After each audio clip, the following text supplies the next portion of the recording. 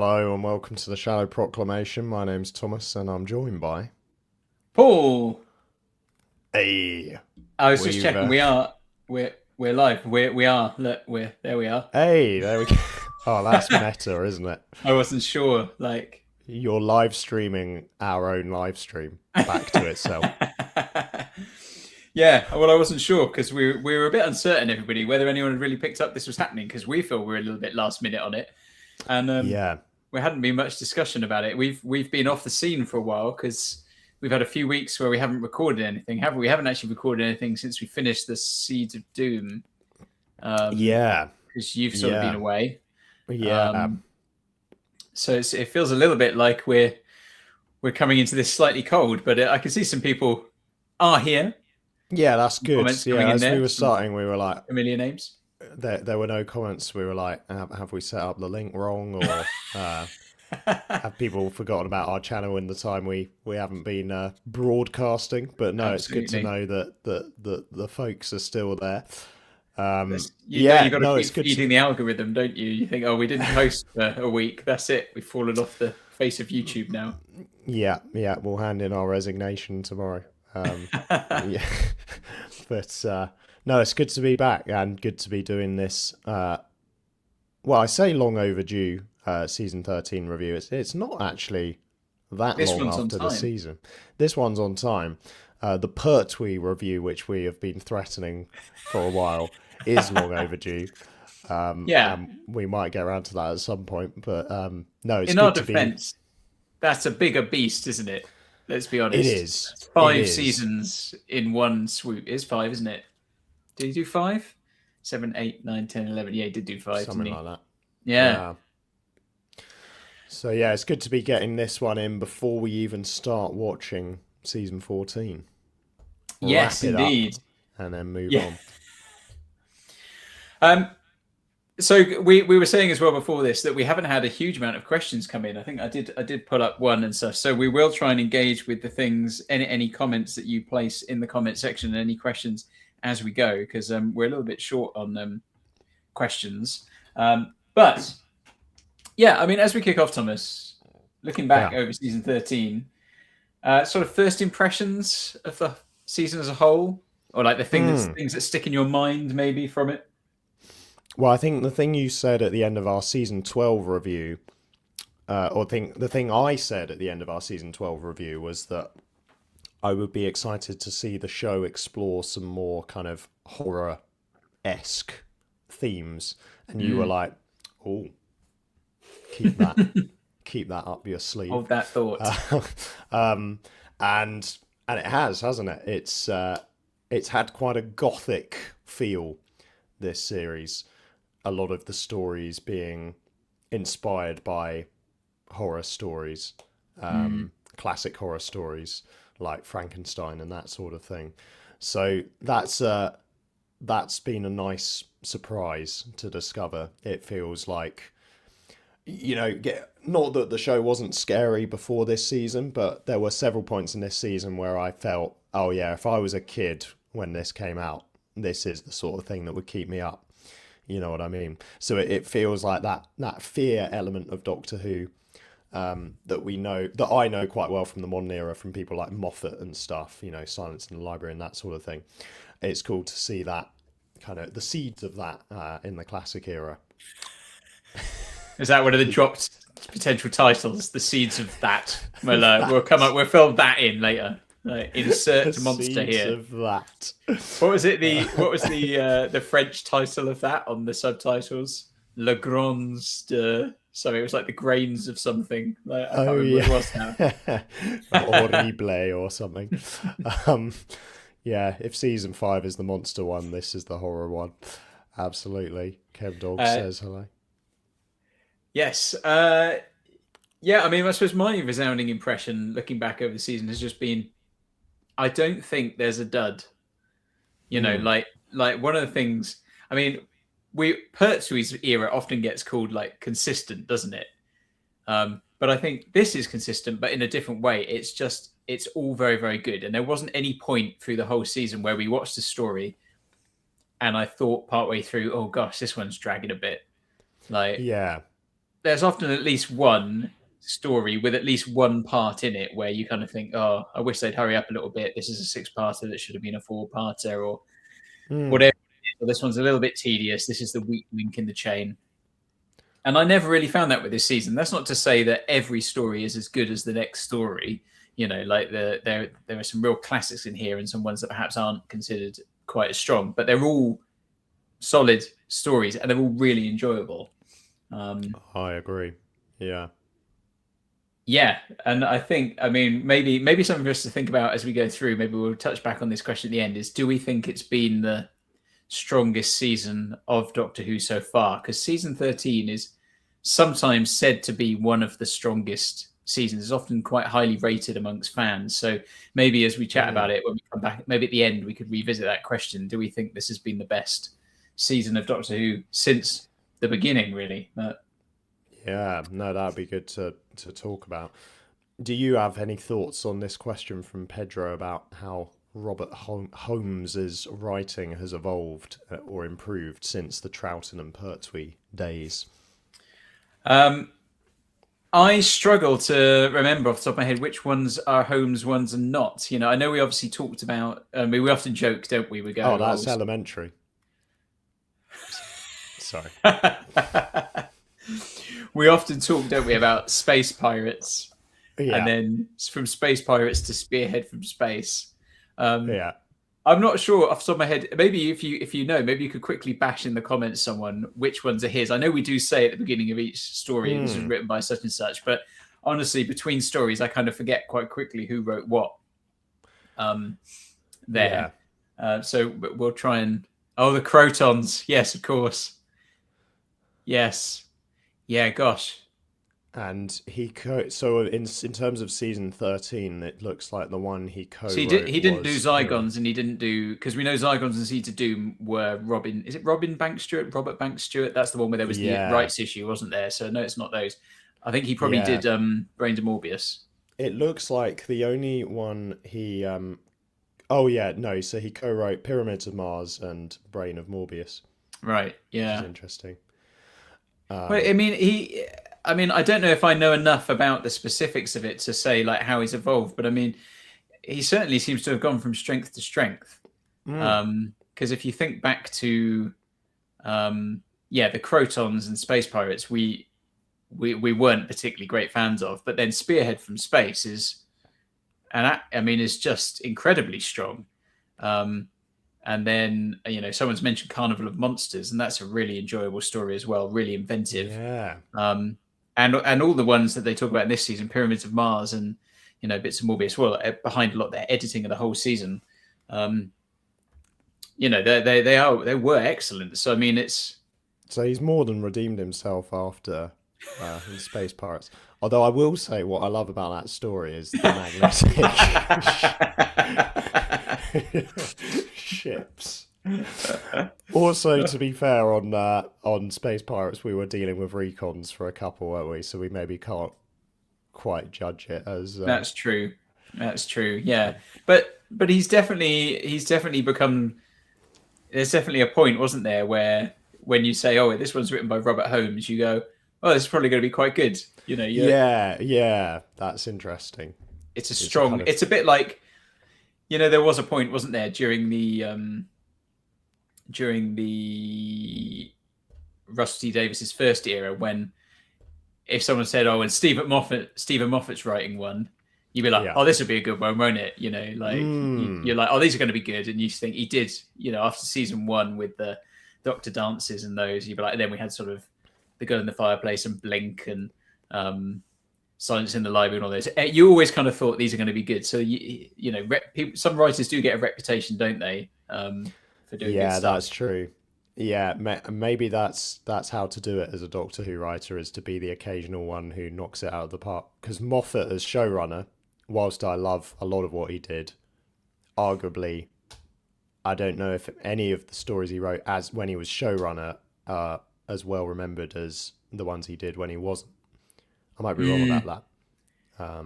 There are big fans of the Matt Smith era, of course, but I wonder if being the main showrunner as opposed to doing things occasionally, There's just a lot of extra pressure, and you're having to try and tie together everything. Whereas when he can just come in and do blink, an idea he'd been sitting on, it's like, great, knock it out of the park. Yeah, there was definitely strengths and weaknesses in his era, which obviously we'll get to. But yeah, so that's jumping ahead slightly. Yeah. Interesting here, Holmes script edited the whole of this season and wrote Pyramids of Mars and a lot of Morbius. And I wonder if that collaboration thing is quite helpful as well. Maybe he's benefited from collaborating with other writers. I always think that's probably a good thing, to have multiple people working on a show. And I wonder whether that gives the sort of, maybe there's that tonal consistency across the season, isn't there, of the horror thing. Maybe he just does that. I mean, he obviously does, I think we've got Polyglot 85 to 90 has written a few things there about ones he did, and they're clearly not all horror type ones in the run up to this. Oh, yeah. But, Ark in Space, I mean, that was another great one, wasn't it? Time Warrior. Yeah, but maybe he's just very, very good at bringing together certain elements and making them work. Yeah. But so shout out to Robert Holmes. I'm not sure how much more he continues to write. Like how much further into Doctor Who he goes. Really, I mean, he's a name I know, but I off the top of my head, I'm not aware of how many seasons he continues to contribute to. I'm sure someone will tell me in a moment, but I'm sure there's a few more at least. So, think about this season a little bit. I mean, if we will get to each story in time, but it'd be good to think maybe about sort of like the Doctor and stuff, sort of what we've been making of the Doctor in this season. Sometimes people feel that this season is where Tom Baker's Doctor is kind of properly, fully formed after sort of his first season, which he's very strong in anyway. But what are your sort of thoughts on Tom Baker this season? Anything that sort of struck you or stood out? Yeah, I'm trying to think, because I did get a sense in the previous season that we were getting full Baker, whatever that means. He's gone full Baker. You never go full Baker. No. Yeah. Oh, I guess what I mean by that is I don't notice a sense in which he was lacking in that season compared to this one. But certainly in terms of the Bakerisms, it does feel like they've been dialed up slightly. Just the bizarre... He is a bizarre person, isn't he?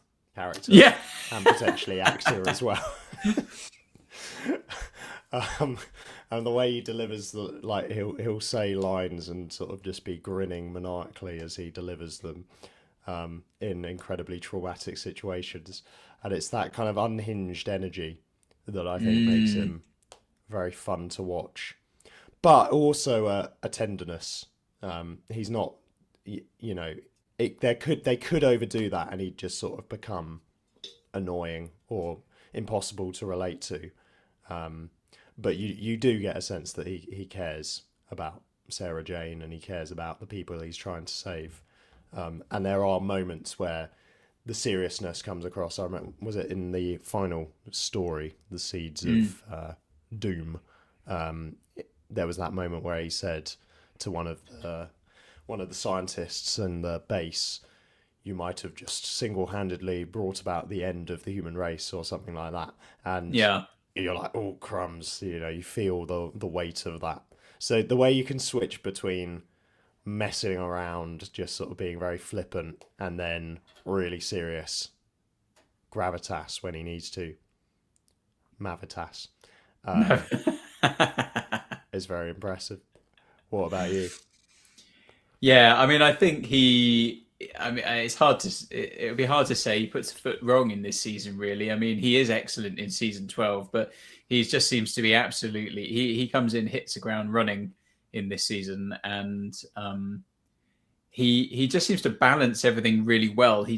We've said a number of times in our reactions as we watched it, how he switches brilliantly from sort of very serious to sort of this almost mischievous, takes a joy in even the disaster going on around him, but it never feels wrong. Like he'll burst into like a big grin about things, or he would often have like a good comment, wouldn't he?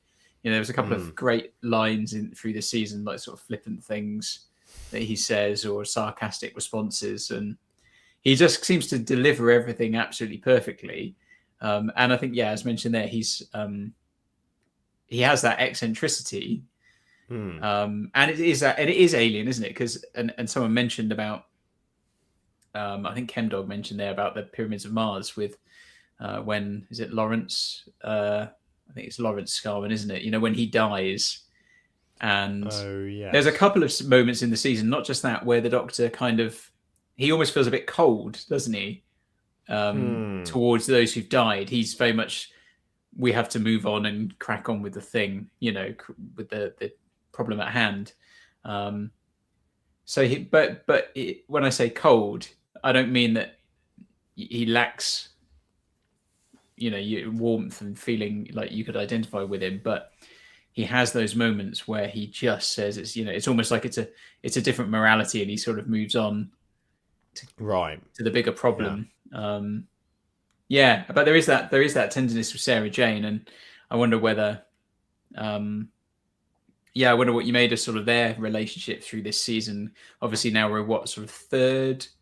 This was the third full season, isn't it, with Sarah Jane? So she's been around quite a while, really. Yeah, I think it's still refreshing that they haven't gone for a romantic thing between the Doctor and the companion. It almost feels like that just wasn't something they ever had as an option on the table. Yeah, Because this is perhaps the closest that in age that the Doctor and companion have been so far. I don't know if that's true actually, but you probably. think of Troughton and I don't know, because is Well, I think Baker the youngest Doctor by this point? I think he is the youngest Doctor. Yeah, Yeah. yeah. Yeah, I think they must be closest in. Well, I say closest in age, but yeah, Baker was. Didn't we have this question that he was sort of actually he was probably in his early 40s. He was about 41 or Yes. something. But Elizabeth Sladen must have only been very early 20s. So I mean, there's probably 20 years between them, which may be less than someone. I think Ian. William Russell was 38 when he played Ian, Right. and William Yeah. Hartnell was 55. Huh. Yeah. Okay, so I think there was 14 years between Tom and Liz. So I mean, it maybe isn't quite as big as we thought, you know, the difference compared to some other companions, but it feels bigger. Yeah. I think Yeah. previous companions might have felt bigger because Hartnell looked older than he was, and stuff like that. So Yeah. there wasn't that Yeah. much between them. So Yeah. That's interesting. Yeah. I guess when you think about of the pairing so far, which you could imagine being a couple, this is probably the most likely. But I think it's refreshing that there isn't a hint of that at all, is there? Sorry, my voice is going a bit. Yeah, it's just a very strong friendship. yeah, I think as And well. This go on. yeah, no, I think that's quite cool. And the banter has kind of developed further into this season. Yes. Yeah, and I think Sarah Jane as a character, she doesn't do she's not like a damsel in distress, really, is she? I mean, there's a lot of times when she is tied up and in distress, but she's a lot more than that as a character. I think they use her quite well on the whole. Maybe the odd moment here or there, but I think I think it was is it Terrence? I think we mentioned it before. I think Terrence Dix. Someone said like how she did. You know, when they interviewed people for the roles, you know, some people did scared well, some people did brave well, but she did brave and scared. Mm, And I think that works really well. And they're such a good little duo. I think it yeah, benefits not having Harry in the season. that's a good Apart point. from, I mean, he does appear, doesn't he? He's in Zygons, isn't he, at the beginning, and that's sort of, but then tails off, and he does make an appearance in Android Invasion, but it's not really Harry, is it? Or at least for most of it, it's not. So I think actually that works really well, their relationship. Yeah. Yeah, John G says Tom and Liz became good friends, and that comes across clearly on screen. Yeah, that's Mm. interesting. I think And go on. Mark says you always think Hartnell was so much older than he was. That is true. He wasn't as old as people think. But certainly in terms, it feels like they played the character as an older character in the fact that he was Susan's grandfather and stuff, and even his Yeah. characterization. It felt like they were going for an older guy with his doctor. I don't know. Yeah. I think so. They did play him older, like they sort of aged him Yeah, up a bit, didn't they? But I mean, I think he looked older as a person anyway. And you know that thing people yeah. say, like in the old days, people looked older anyway. You see pictures of people who were like, how old are you in that photo? And they say 18, and you think, oh, you look about 34. Like, you know. So, There was something in the water. but I mean, I think about Ian. You know, I think Ian was, like, say, William Russell was 38, I think, when he took the role of Ian. But in my head, I'm now technically older than Ian, Yeah. but Wow. Ian to me still seems older than me. You know, he's a proper grown up. It's like a teacher. Yeah, yeah. There we go. Um, maybe let's work through some of the stories then, and just sort of give some sort of thoughts on those and things we remember. So we kicked off the season with Terror of the Zygons, which was a bit of a relic from the past season, really, because it had been, I think, filmed then and sort of been held over. So yeah, thoughts on that one? Yeah, I mean, cool to have the introduction of the Zygons to the show. Obviously, a monster that I was familiar with from the modern era, and I thought they looked really strong, actually. I thought the costume, I think you pointed out that the modern ones look quite shiny, or the shade of red looks quite artificial, whereas these Zygons are kind of a browny orange, kind of lobster-like or octopus-like, is probably a better comparison.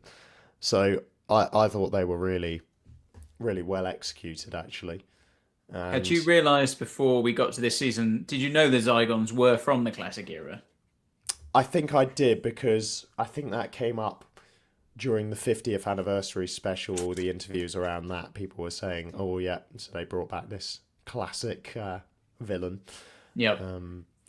But yeah, so it's always intriguing to get to their introduction, the introduction of a monster I'm familiar with in the classic era, and see how it compares.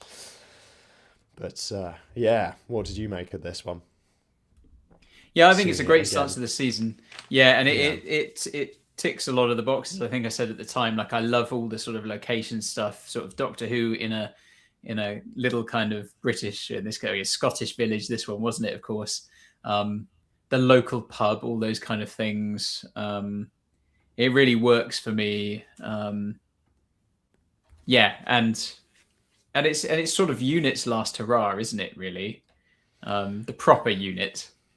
yeah, Because it's only, we do get Unit later on, but not quite in the same way. Yeah, I think it's a super strong story. Really enjoy it, and yeah, there's a nice little bit of model work stuff that we mentioned when we were watching it before, transformations of the Zygons, all that kind of. It is. I think we said it's probably based around Invasion of the Body Snatchers, yeah, picking up on all of those things. So lots of really really good stuff for a strong opening story. You can see why that one's probably held in quite high regard. Yeah, yeah. really solid start there. And it's interesting how season 12 began with a unit story, Yeah, which our robot kind of felt like a last gasp of the Pertwee era. And it's interesting that, yeah, maybe Terror of the Zygons is a little bit like that as well. Almost like they're beginning the season with a bit of familiarity. But yeah, it's interesting that it was going to be included in season 12. I think though that although it is a Unit story, and obviously then because you get Android Invasion and Seeds of Doom, and you do get Unit, but it's not with really particularly familiar characters. Or Benton is in Android Invasion, Harry is in it, but they're not themselves for most of it, and it's a very small part. Brigadier doesn't appear. I do think it's a shame that sort of Unit disappears with a bit of a whimper. There's no real writing out of Unit in a proper way. They don't get a proper send off. It just sort of happens. Yeah, Sean says such a shame the brig wasn't in those later stories. Hmm. And Mark replied he was supposed to be, but Nick Courtney wasn't available. But I think that I don't think Tom Baker's Doctor works as well with Unit as Pertwee's did. I'm not saying he doesn't work, but I think, Pertwee's Doctor, but I think because of his age and his character, worked really well with the Brigadier, and in that kind of setting, he would often sort of swan in, wouldn't he, the Doctor, and he was slightly sort of a mischievous figure who didn't necessarily want to do what the Brigadier told him to do. He would bash up against sort of the politicians and things like that. But and Tom Baker's Doctor doesn't quite fit the same mold, so I don't know. Yeah. I don't know whether they would have worked so well. I think I read somewhere that Tom Baker as well, like he may have felt slightly like having those other people there was stealing his thunder slightly. Yeah, interesting. And he wanted to be the star a little bit. I'm not sure quite if I'm quite right on that, but I mean, I know that Tom Baker did become more problematic to work with as time went on. Right, yeah. That's actually making a lot of sense, because Unit were introduced kind of when Pertwee started. It's almost like they were written for his Doctor to kind of complement. Well, they were in Troughton, weren't they? They were. Sorry, yeah, of course they were. But not much. So they were Not developed. much. They were really sort of developed into something fully for Pertwee, weren't they? Yeah, it was Pertwee that it kind of became the expected format of the show, wasn't it? That every story would have him on Earth with Unit.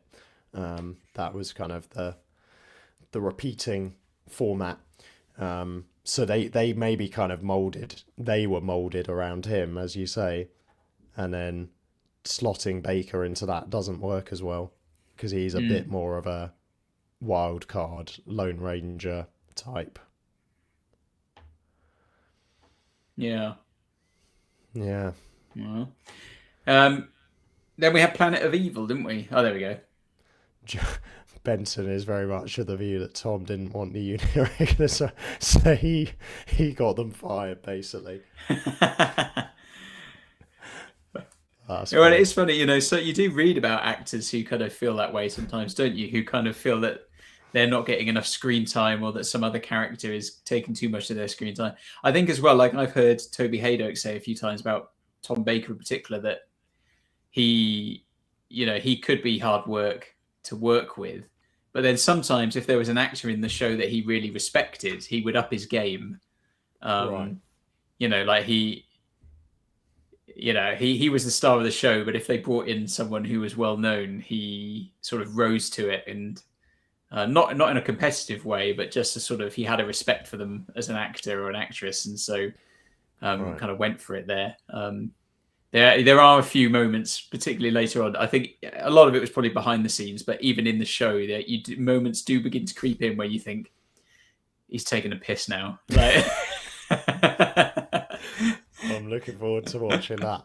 So, yeah, I think he may have become hard, but there you go. Like Ken Dog says, Tom respected you more if you could stand up to him. So I think there were issues with directors and stuff, and I think you needed a director who was quite a strong character to tell Tom Baker, don't do it like that. Stop sending it up. Don't do this, or play it like this. So he needed a few people around him to say no.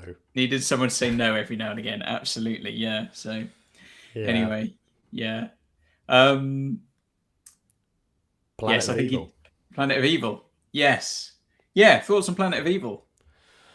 Well, the thing that really jumped out to us from this one was the sets, wasn't it?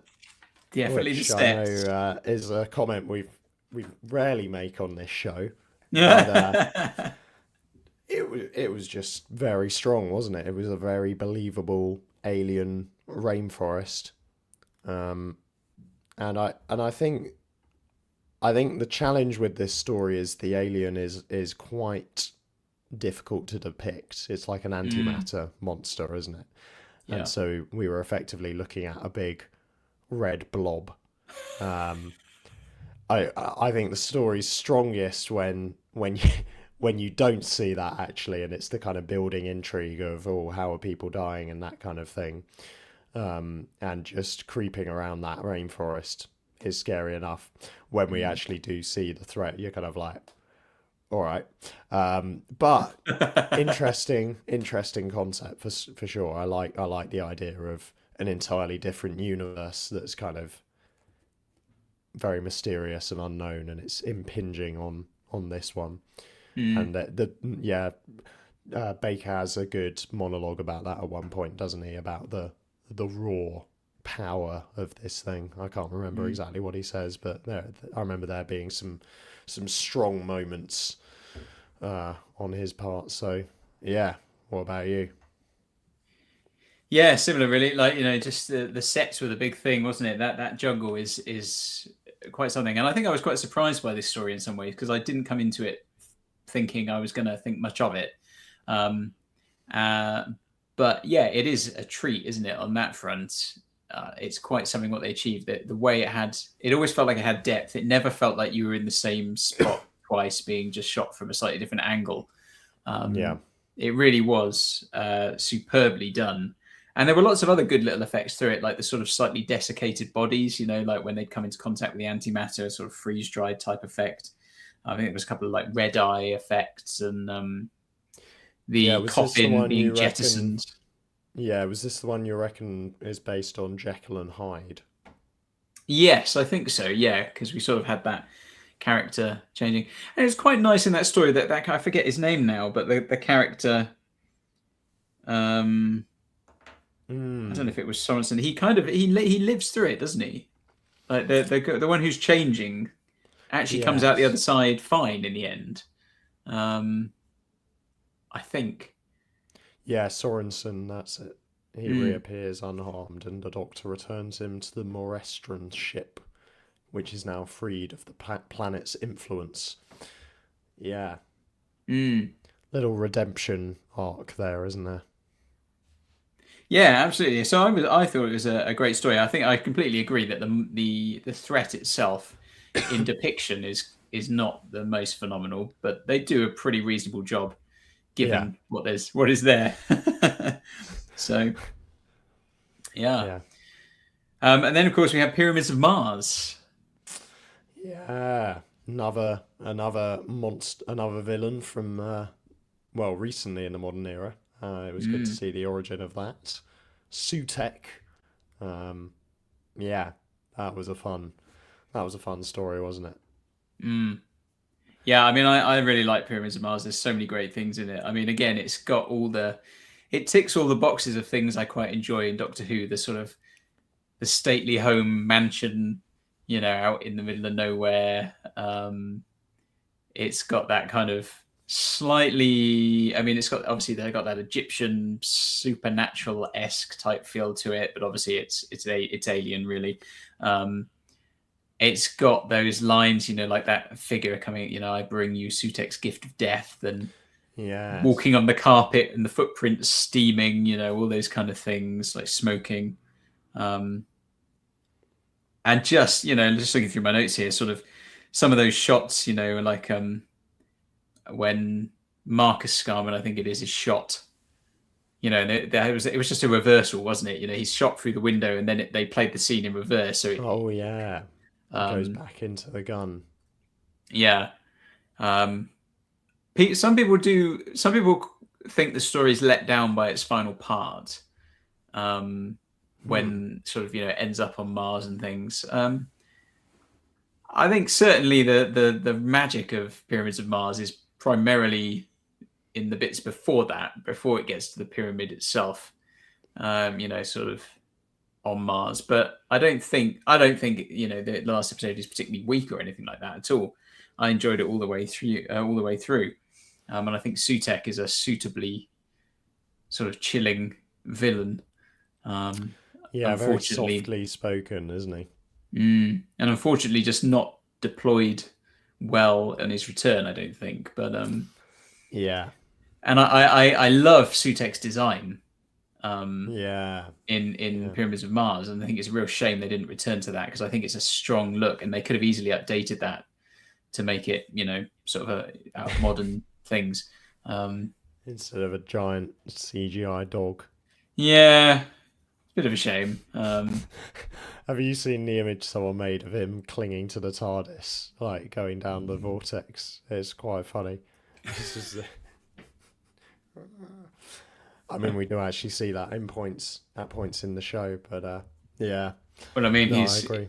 we're supposed to now work on the fact that he's there the whole time, Yeah, right? and Technically, that's that why we, people die in every Doctor Who story. yeah, yeah. But I mean, yeah, I mean, I've written here, like, actually, one of the comments from episode 4, like, Sutek, one of his lines was, "Abase yourself, you groveling insect." You know, Yes, I very mean, interesting. there were a couple of stories, weren't there, where we said the dialogue was just so on point. I mean, Yeah, even in that, yeah, I mean, the great one from episode 3 there, when the Doctor says, "Mending a watch with a hammer and chisel. This is like mending a watch with a hammer and chisel. One wrong move, you'll never know the time again." Like, yeah. It's got some real zingers in there, hasn't it? Yeah, yeah. And I think, I've just seen someone there has mentioned Michael Sheard. Ken Dogs mentioned Michael Sheard as the goat of returning. I think that means returning actors, not retuning actors. Like, he's just give me an A. yeah. Carries his fork around.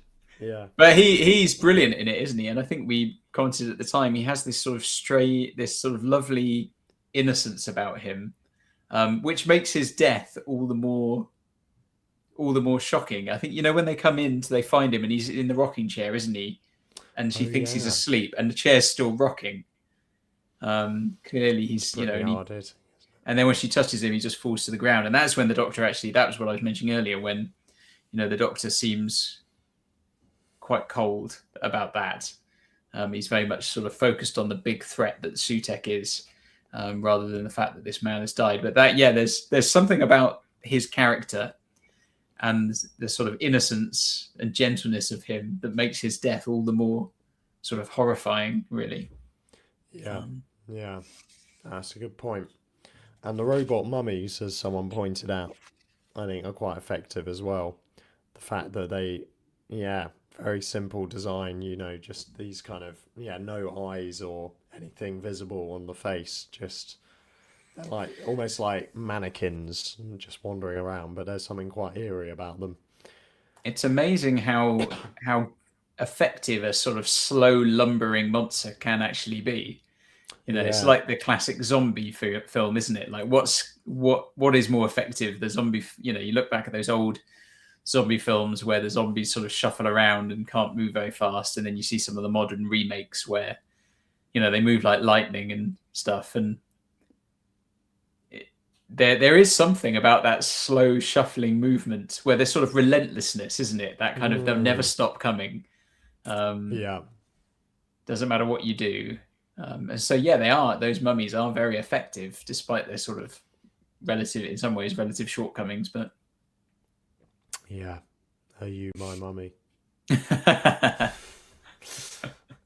No, good stuff. Then we had the android invasion, yeah, this was which I was quite pleasantly surprised by this because, I mean, I had it on video as a kid, and I've never thought of it as like a great story or anything. And I think in my head I had the idea going into it that it was going to be sort of the real weak link in the season. And I mean, if I'm honest, it probably is one of the weaker, if not the weakest stories. Maybe it's probably between this and Planet of Evil if I weighed them up. But it wasn't bad. It was very enjoyable. I thought it was I was pleasantly surprised by it, and there's lots of lovely bits in it. Obviously the duplicates. Again, we've got a little village and a little village pub. They're yeah, just all Doctor Who should be set in a English village in the countryside in the pub.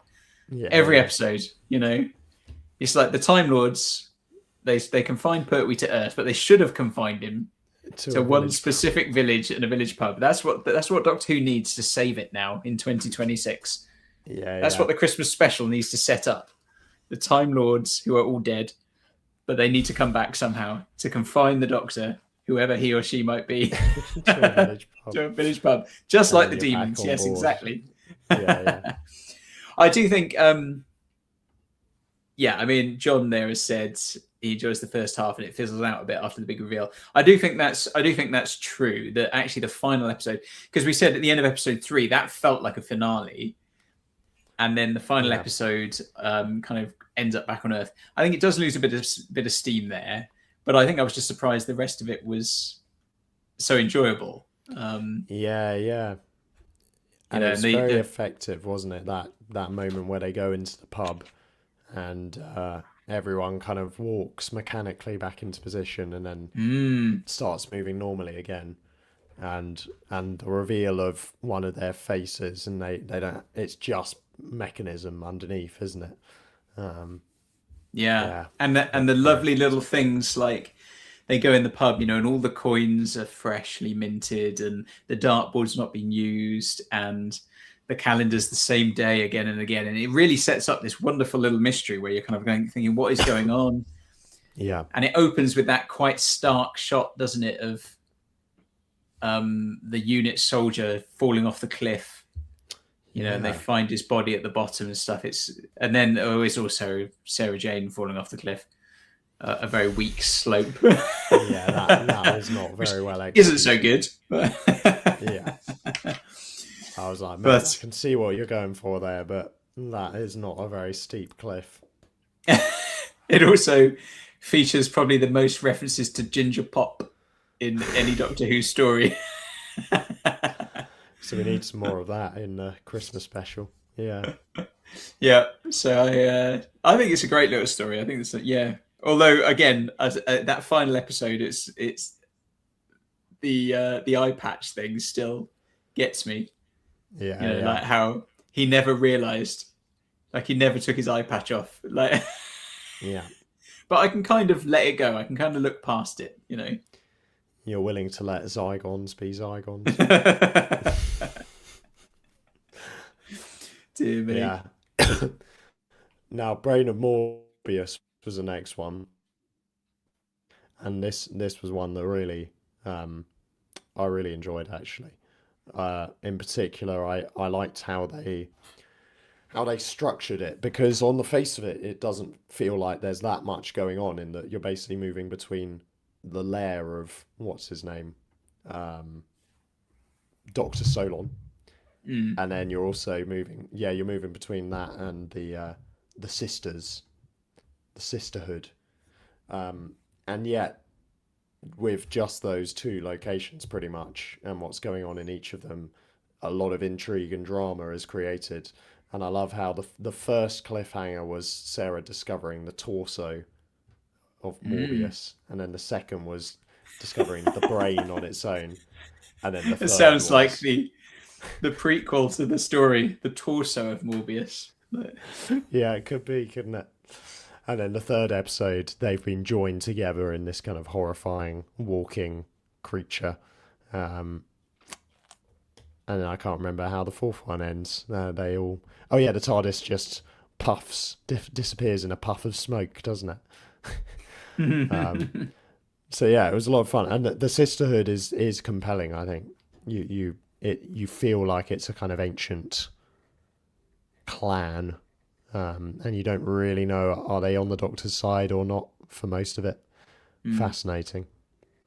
Yeah, what about you? Yeah, I really like it. And I sort of, you know, sort of touching a little bit on what John G has said there about sort of Time Lord lore being introduced. I think, you know, you have the Doctor being recruited by the Time Lords at the beginning, you know, obviously it's kind of he mentioned it, doesn't he? He kind of talks, I think he shouts at the sky a bit, doesn't he, about being used by the Time Lords. But I quite like that stuff, that this sort of lore around the Time Lords and a bit of Time Lord history is beginning to be introduced. Yeah, I mean, Philip Maddock is brilliant through the whole thing. And I mean, I wrote down, looking back at some of this stuff here, like, again, this was another one with great dialogue, wasn't it? When I think Solon must be referring to Kondo. Is it Kondo? It was Kondo, wasn't it? Because we had a big discussion about what is a Kondo. Yes, yeah. But he describes him as a chicken-brained biological disaster. You know, that's, and then, and I think he was then talking about one of the sisterhood, a palsied harridan. You know, I mean, there were so many good lines all through the whole thing. Yeah. And also that you got Tom Baker sitting. I think there was a scene, wasn't there, where Solon comes in and Tom Baker and Sarah Jane are sitting at the table, and the Doctor's just sort of grinning, like like a Cheshire cat. And again, it's that way he sort of walks into danger, but sort of seems to be quite enjoying himself at the same time. Yeah. And I think I really enjoyed it. I thought it was a great story. Again, lots of great sound design in it. And there's I still like the blood splatter from Kondo when he's shot. There's quite graphic, isn't it? Like, I quite like that in my Doctor Who, though.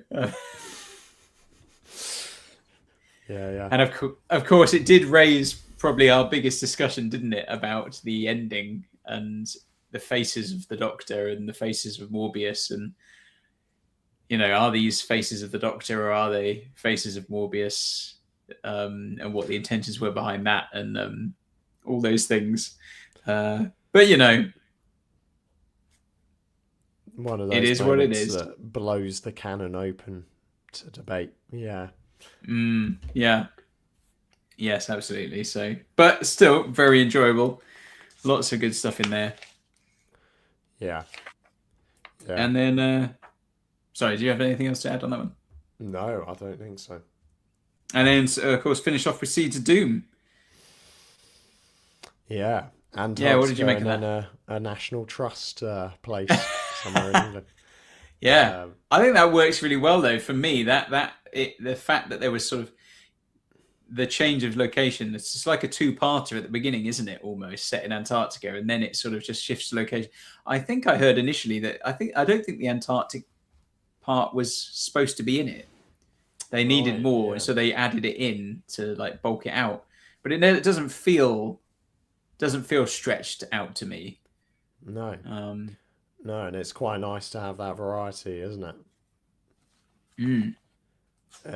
Yeah, and the model shots are really effective when they're blowing up the creature on the house at the end, the crinoid. That's just really well done. You feel the scale of it. I think the highlight of it for me was Chase. Yeah. He's just a great villain, isn't he? Very softly spoken, kind of pale looking man. Has an obsession with plants. And I'm trying to remember, I think the funniest bit is when he's playing that symphony of the plants that he's taking it really seriously, but it sounds like the most experimental electronic music that no one would want to listen to. Yeah. He is a great villain, and again, he's another one of those, like you say, softly spoken villains that seem to work so well, and because he's very sort of wayfish, isn't he? Like, he's not an imposing figure physically. He's quite scrawny and kind of weak as a person, but he is quite chilling. You don't doubt that he would throw you straight in the composter without a second thought. And he is very much like a James Bond villain, isn't he? Yeah, that's true. Yeah. And a few people have mentioned in the comments here, and also on the comments on the videos, about they said it's a bit like they felt like it was a bit like the Avengers as a TV series back in the day as well. Which I don't know if I've ever seen much of the Avengers. I think I saw. Was there a new Avengers? People, I think they had Joanna Lumley and Gareth Hunt. People can confirm or not in the thing. I think I saw a lot of that as a kid, but there was a bit I saw the original because it had Patrick McNee, I think, was one of the characters, Steed. I might just be making this up now. People can confirm or deny. But I think what was noticeable was that, I don't know if it was just in this story, but the Doctor is he's a bit more hands-on, isn't he? And he actually thumps a guy in the face, doesn't he, at one point? I think he does. Yeah, I forgot about that. And he holds a gun and stuff like that to people at different points. Yeah, so it's a slightly different portrayal of the Doctor through, I don't know if it is just this story or earlier in the season as well, but I don't mind the Doctor being a bit like that. I mean, you don't want to go too far with the Doctor doing all those things, but Baker's Doctor certainly didn't have any qualms about being a bit physical with people, did he? And holding his own on that front. So Yeah, thought that was good. Yeah, I did. no, I I did agree. think that it's a again though. It's a shame. Sort of, you've got Unit, but it's not really Unit. It doesn't feel like Unit. So Yeah, unit light. Unit Light. Yeah, this is Unit ordered off Timu or whatever it Yeah, is. yeah, yeah. Own brand. It's just not quite great, is it? Yeah, yeah. Um, but it's definitely a solid story, and I didn't feel that it dragged as a six-parter. I think it was the only six-parter, wasn't it, in the season? Um, but really, I thought it worked really well. Someone said earlier on they were surprised I didn't mention that John Chalice was in Only Fools and Horses Boise. I think I did mention it to you Hmm. in the episode one, but I said to you at the time, and this will mean nothing to you because you've never seen Only Fools and Horses. But he plays Boise, who spent a lot of his time with Marlene. Revealing more gaps in my sitcom Absolutely, knowledge. yeah. We'll have to get there eventually. You see, and yes, someone asked earlier if we both watched the blooper. We did watch the blooper, didn't we? Where he tries to open the door, it's locked. Oh no, it's open. Shit. That is good, isn't it? So it's That is just very nice. good. I don't know Yeah. if there's a lot of Doctor Who bloopers from the classic era knocking around. To be honest, I've never really gone hunting for them. So Yeah. Is there a good compilation somewhere? That'd be good. yeah, I wonder. So, but I mean, a solid finish to the season there, and I think, yeah, just a really. I mean, it's obviously a super solid season overall. Um, Yeah. do you think? Do you think that the horror aspect works through the season, like of basing it on different things? Thank you very much, Aidan. Yeah, very kind. Yeah, thank you. Yeah, I think it does. Sorry, my voice is Yeah, you're struggling a bit now. dangling by a thread, isn't it? It sounds a lot worse than it is. But yeah, I I like I like a bit of horror in Doctor Who. You don't want to push it too far, obviously, because it is sort of a family show. But I think it was well handled here. I think in particular the Gothic element of Brain of Morbius, and yeah, just a sense now that in each story you're expecting a creepy element, which I think maybe has always been there, but it's maybe they've maybe ramped that up a bit Mm. in the Baker era. I think we've noticed that. Um, I don't know if it was partly also as well developments in technology and what you could do meant that they were able to make things more atmospheric and scary in a way that they couldn't when Doctor Who started. Mm. But either way, I think it's a heading in an interesting direction. Yeah, I think it works really well basing each story on a sort of classic horror movie. I Yeah, don't know how much more mileage you could get out of it, really, but they must have used up a lot of them.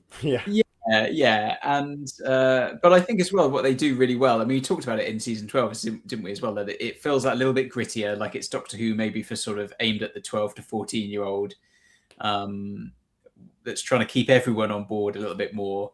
And I think they ride the line really well on that between the sort of horror scary elements and still being accessible for a family and young children as well. It's the kind of thing, little children. I mean, I grew up watching these when I was young, a lot of these stories, and yeah, there's things in them that are a little bit scary, but as a kid sometimes you don't quite take on some of it in the same way you do as an adult.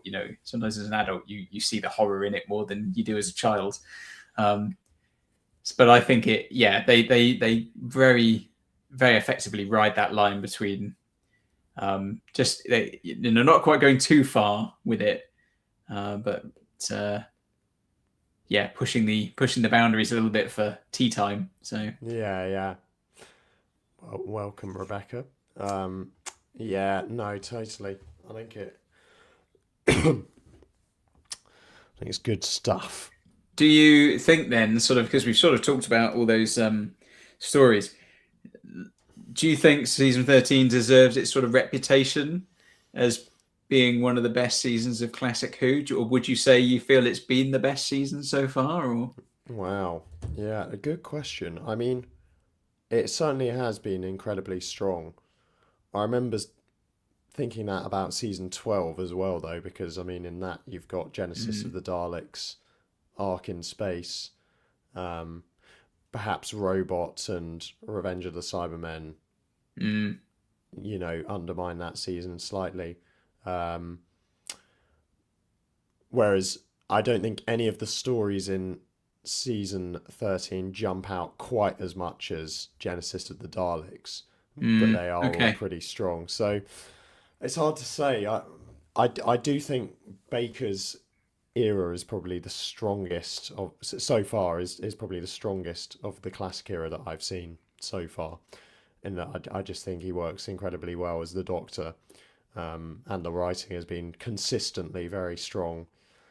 But so yeah, I think there's a case to be made for that. But I don't know. What about you? Would you say season 13 is the strongest of the ones we've seen so far?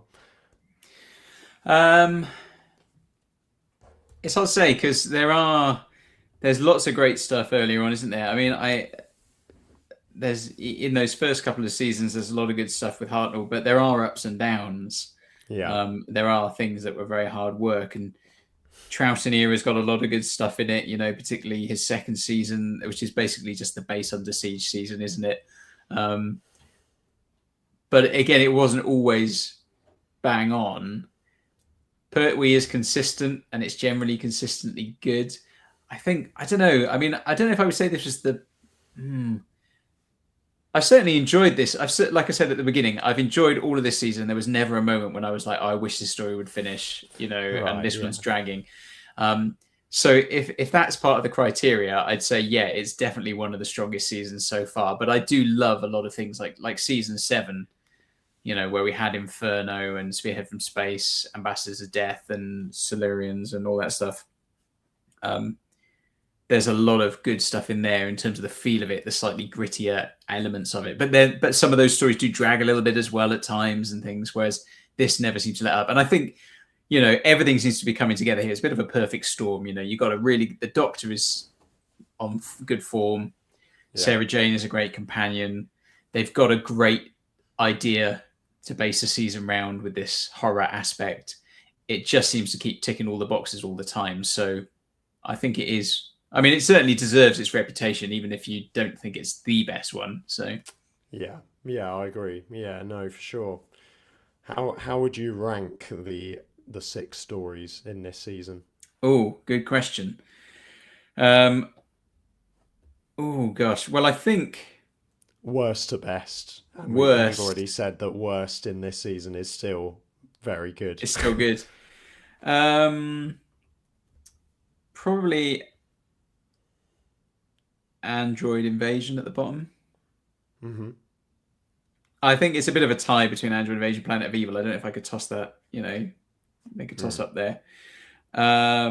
I think. Oh gosh, so hard. Um,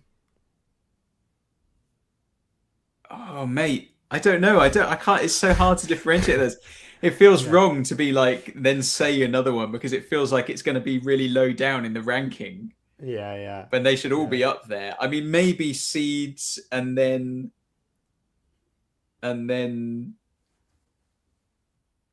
Terror, then Brain, then Pyramids. I don't know, or maybe Yeah, Brain at the top. I don't know. I think I would have said basically the same. Apart from, yeah, I would probably say that Brain was my favourite of the season. Um, I know some people were saying that the sisterhood stuff does get a bit tiresome, and I can see that. I also find it quite intriguing. So, yeah, and then I would maybe put Planet of Evil higher up, Hmm. but again, it feels, as you say, it feels like we're splitting hairs. Yeah, Uh, Other times absolutely. when we've ranked seasons, there've been a clear order, at least in our own minds, of, oh, I enjoyed that more than that, or dot dot dot. But it's genuinely hard to do for this season, isn't it? Which is a testament to its quality. Yeah, Or yeah. means that they're all bad, and it's hard to decide which one's the best. But I don't think that's the case. No, not at all. Not at all. Um, and so now, I mean, sort of, we're about to start season 14. Obviously, like, have you got any? where are you wanting to see it go, or any thoughts on going into it? Things you want to see more of, or less of, or different directions? Yeah, well, yeah, I mean, where do you go from here? I mean, to be honest, if they kept up this current style that they're cooking on, I'd be pretty happy. Um, it's interesting that Unit have kind of been phased out, and even if they're maybe not given a send off, I think that could help the show. For the reasons we were saying earlier, I think it was maybe a slightly superfluous and unnecessary tie, in terms of Baker's Doctor, and so I think not having them at all is probably going to be better than having dribbles of them. Yeah, a dribble So of Unit. a dribble of units. So maybe, yeah, maybe the show is going to be less tethered to Earth, which could be good and bad. To be fair, I think some of the strongest stories are set on Earth, but it also means there's more scope for creativity in terms of depicting intergalactic locations. I'd be up for more space-based stories if you've got a strong spaceship design like Ark in Space or something, and a mystery to solve on that. I enjoy a Doctor Who story set entirely in space. And I'd be up to see the horror element continued. But yeah, I think because this was so strong, I'm kind of like, more of this, please. I almost don't want it to take a radically different direction, Sure. but maybe it Yeah. will. Who knows? Well, you know, but Yeah, no, I'm looking forward to it as a season actually as well. There's a look, just having a quick glance through the stories there, and I'm thinking, oh yeah, yeah, I'm looking forward to this one and looking forward to that one, and there's going to be a lot of nice little things in there that I'm quite looking forward to. Yes, I just saw that pop up there. Where for you then, Thomas? Where does Sarah rank? yeah, she's definitely very strong. Definitely up there. I'm trying to think who my favorite previous companions have been. I mean, Ian Dodo. and Barbara. Yeah, Dodo. Uh, I think Zoe, and who was she on with? Jamie. Yeah. Yeah, I thought they were very strong. Vicky as well We loved would be up Vicky. there. Yeah. But yeah, Sarah does feel, you do have the feeling that she just really works as a companion, really works with Baker's Doctor. Because it's impressive to tie over two doctors, isn't it? Because she worked well with Pertwee, Mm, um, but she yeah. works even better with Baker, I would say. Yeah, I mean, and she is, obviously she comes in with Pertwee, but I do feel when I think of Pertwee, I think of Joe Grant. She has Right. three out of his 5 seasons are Joe Grant. We've got Liz at the beginning, who I think is very good and is, sort of very underserved in the end. Oh yeah, Um, Liz. Yeah, not in it for yeah. long. Like Liz Trust. didn't She's the Liz Trust she Doctor Who. didn't do that much damage, like. Yeah, yeah. But Yeah. yeah, so I think, but you're right that Sarah Jane does seem to really fly under Tom Baker, whereas Yeah.